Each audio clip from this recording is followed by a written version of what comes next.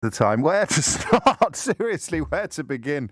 Oh, I really should have gone to Birmingham, shouldn't I? Honestly. Well, what a missed opportunity that was. I was in the Midlands at the weekend. I was in Kidderminster on Saturday, but I didn't get the clearance in. Well, to be honest, I didn't develop an appetite for actually being there until rather late last week, as I told you. But it must be a remarkable experience.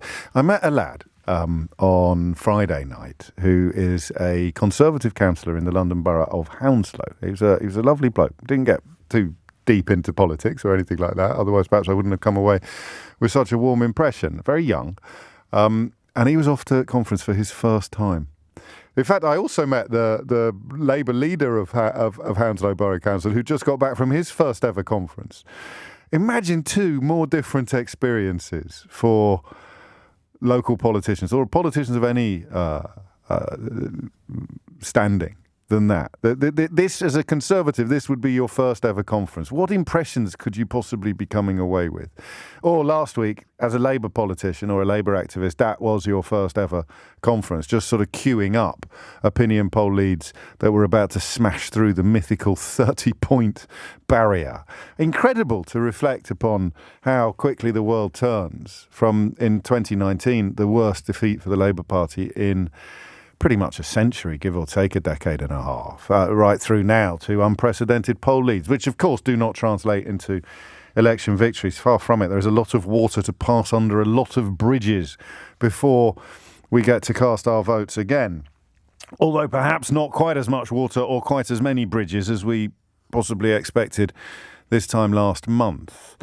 So when did we first start asking whether or not Boris Johnson was toast? I don't think we did.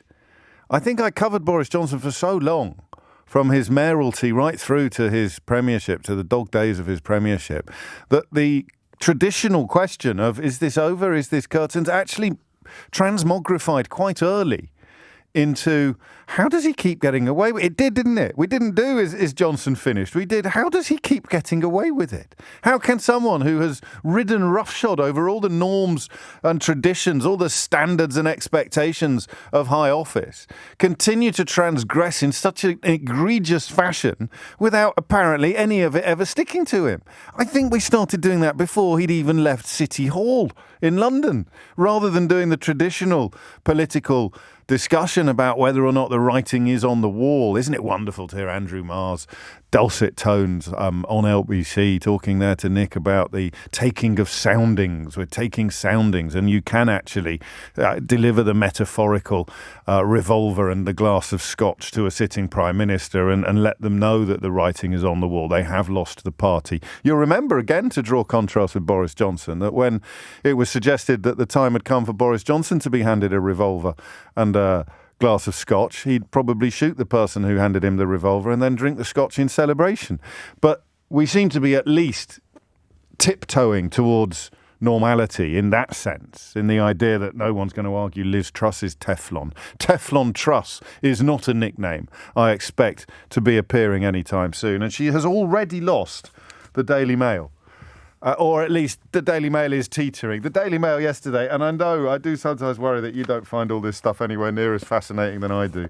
I am a son of a newspaper man, and I will have newsprint in my blood, I suspect, for the rest of my days. But to change the front page in one morning on the same day from a kind of, yes, we will stand firm, to, oh my days, there's going to be a U-turn.